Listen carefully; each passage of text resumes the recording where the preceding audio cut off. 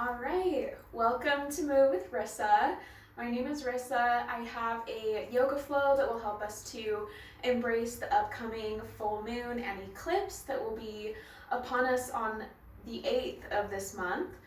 So let's jump into it. I'll kind of explain more about the purpose of this class as we settle in. So we'll begin kneeling or in any other comfortable position. Close down the eyes, bringing the hands to the legs or the knees, and take a couple deep cleansing breaths and begin to settle into your space.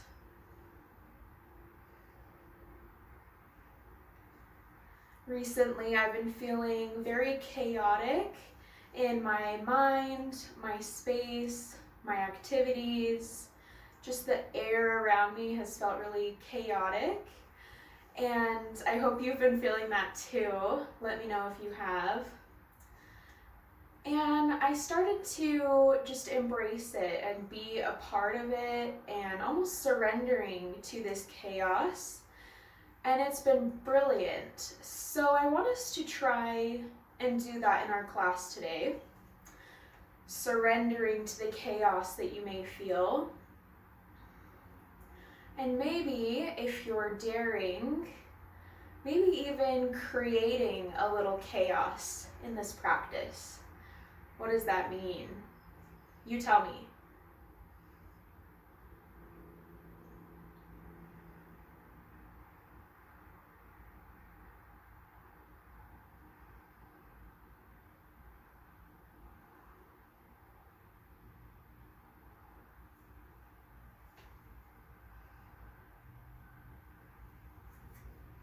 Something that this full moon is going to bring up is a lot of chaos as well.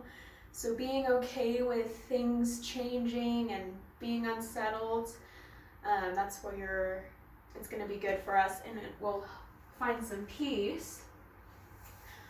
All right. So we're going to begin standing now that we've kind of settled in. We'll stand, come to the top of your mat. Inhale, the arms sweep up. Exhale to fold.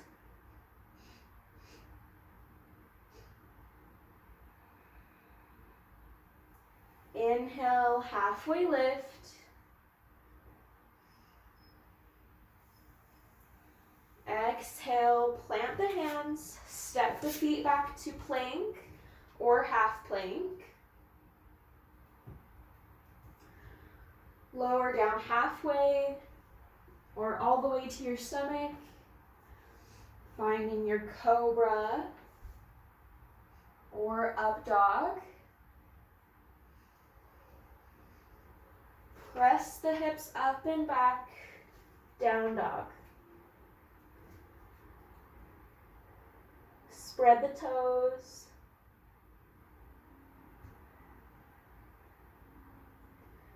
Look to the top of your mat. However you'd like to get there, come to the top, halfway lift, and fold again. Inhale to stand, arms up. And let's do one more of those. Exhale, fold. Inhale, half lift. Exhale, plant the hands, step back for plank. Come down, vinyasa. Upward dog. And down dog.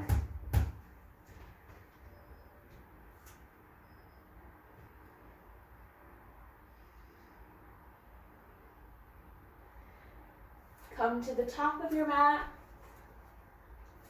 And inhale, half lift. Exhale, fold. Inhale to stand. Exhale, fold. Inhale, half lift. Suck in the stomach.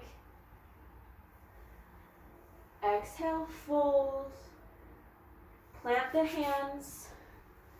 Come to the knees. And we'll rest in child's pose.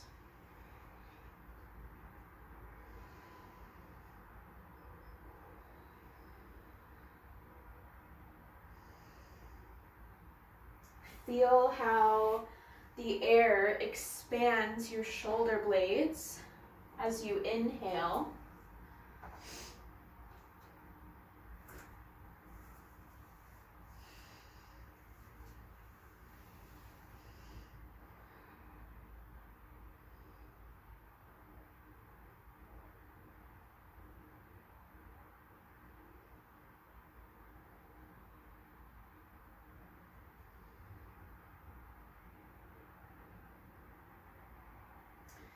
And then we'll begin to do some spinal waves in our child's pose. And sometimes spinal waves can be a little bit challenging for our brains.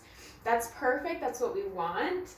It took me forever to figure them out, and I'm still figuring them out.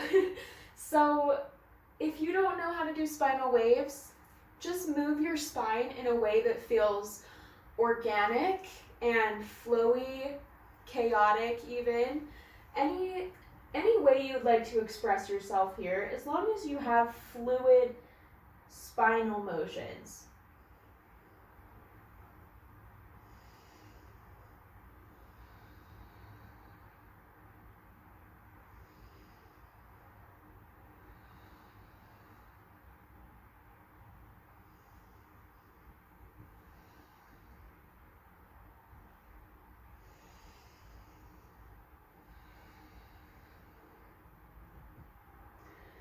Great. On your next inhale, or as you come up, we'll come onto the knees and the palms, lifting the feet up so you're almost in like this half plank pose.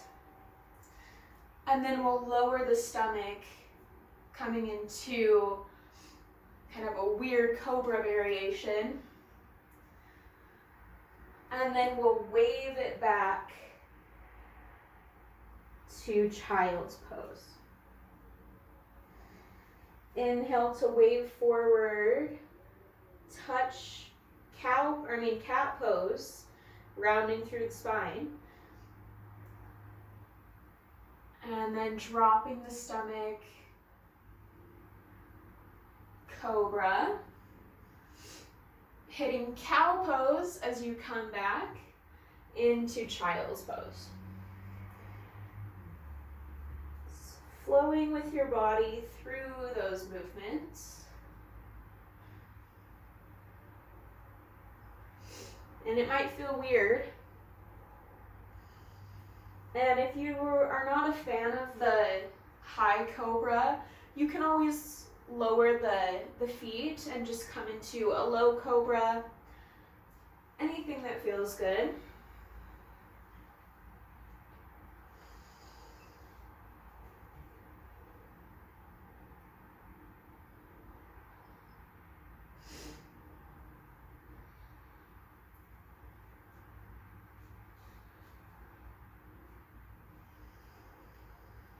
Great. The next time you're in your half plank position, tuck the toes, come into full plank. And then we'll shift the hips up and back, downward dog.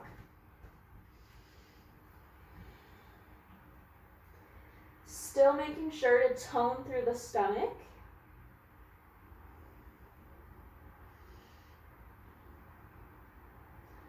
And once again, we'll try and find those weird little spinal waves in our downward dog.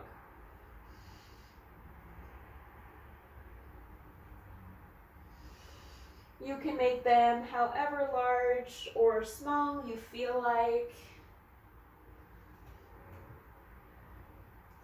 There are no rules when we do a chaos yoga flow.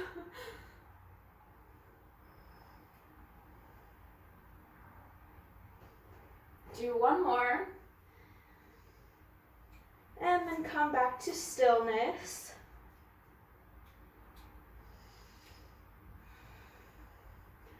We'll lift the right leg up and open through the right knee.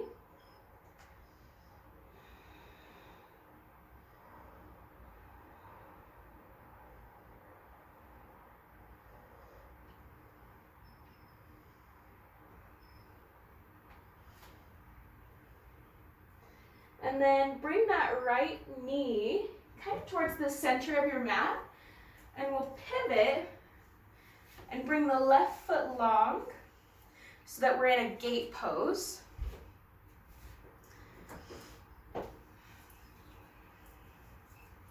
And our shins are parallel to the front edge of the mat. So as we're in our gate, we'll come down onto the right palm, reaching the left arm up and overhead. Big side stretch.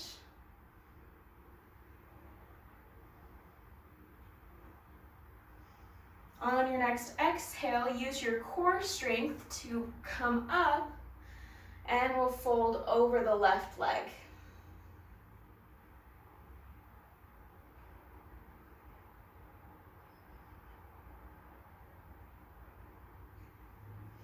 On your next exhale, bring your hands back to the front of the mat. Pivot so that your hips are facing forward again. And then we'll bring the right leg, or the right foot, a little bit to a diagonal, and we'll come into our pigeon pose. So pigeon with the right leg in front.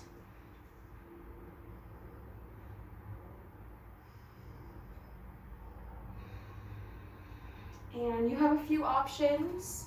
You can stay still, or you can do your spinal waves in pigeon, if that's been feeling good.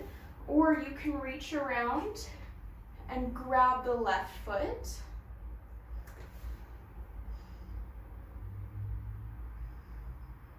Any way that feels good for you. And start to notice how you're feeling. Are you cultivating some chaos, whatever that means for you? Or are you just sitting with the chaos that you have already felt within the past weeks or days? Okay, and we'll release that.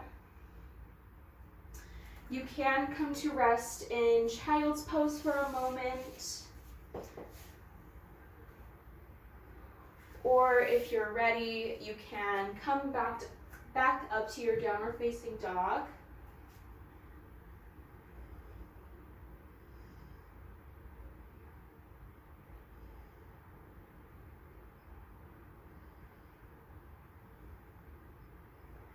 And then everybody will meet us in downward dog. Pedal out the feet. Maybe tipping your weight onto one foot or the other.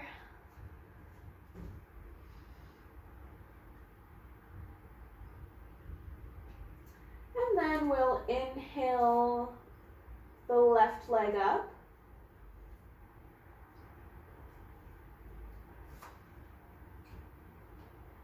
Opening up the left knee. And then we'll bring that knee forward about halfway up the mat to come into our gate pose, long through the right leg. We'll bring the left hands down to the mat and extend through the side body.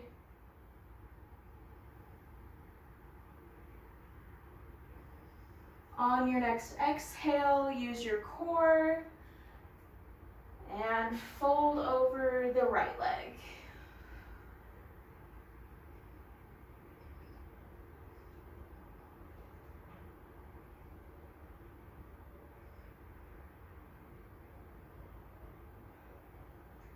As you exhale, come back to the front of your mat.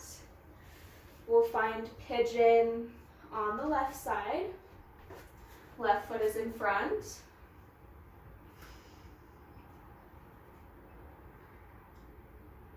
And replicate what you did on the previous side so that everything's as even as we can make it.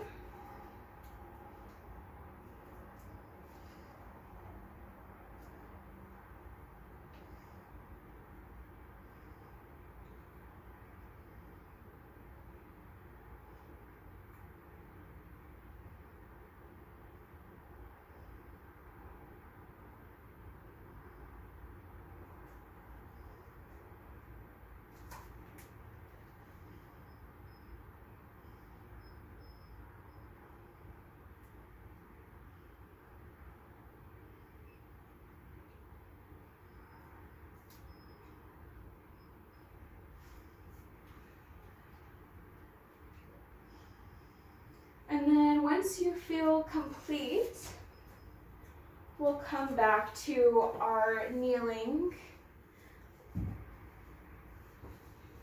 Close down the eyes. Try not to fidget too much, as I just did, and just notice.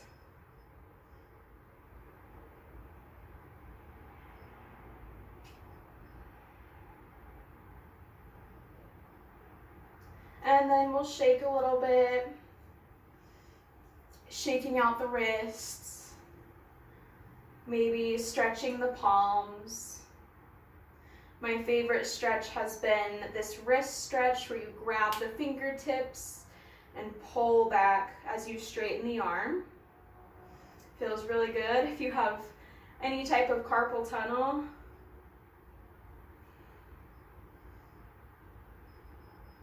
And then if you do that, make sure to stretch the wrists down.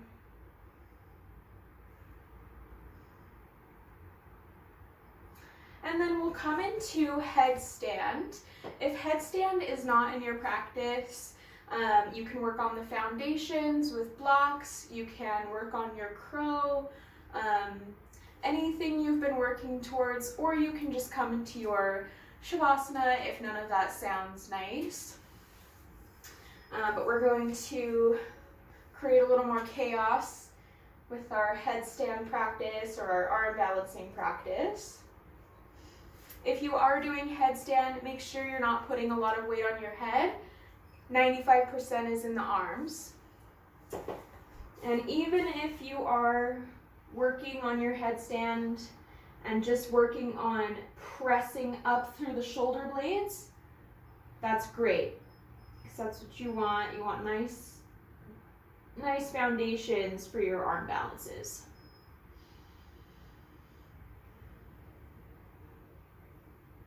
Wherever you are, you can begin to fly. Sometimes it's nice if you have like a door or a wall behind you.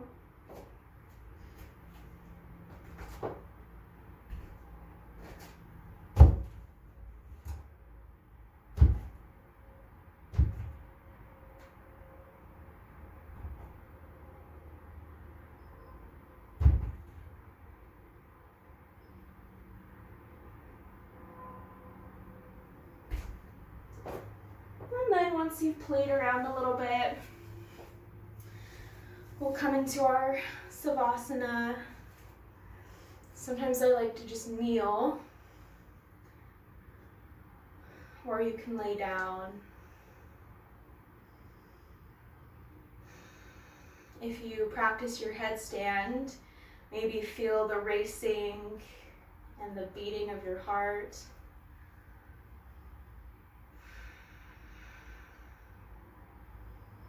Feeling as it begins to slow down.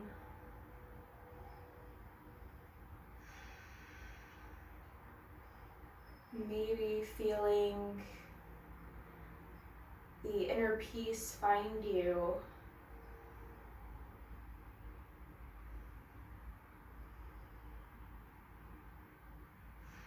Peace always follows after chaos.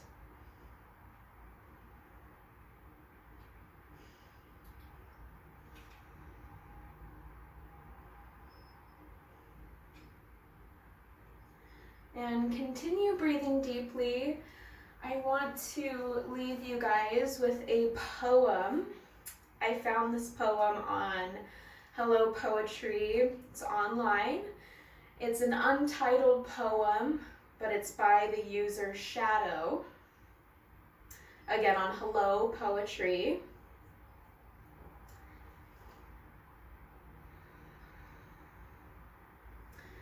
Rivers surge throughout the valley. The gray of the clouds engulfs any light. But in a moment, all is clear and has calmed until again the storm takes hold of the valley, an endless cycle of chaosity.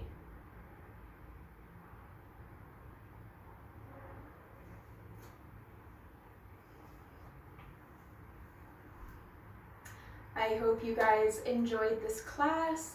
I hope you enjoyed Samhain or Halloween, and I hope you have a wonderful full moon and eclipse. And with that, oh, I also wanted to say thank you so much for 451 subscribers. I love every single one of you. I had no idea this was possible. I'm very grateful. So thank you so much. I hope you enjoyed. Namaste.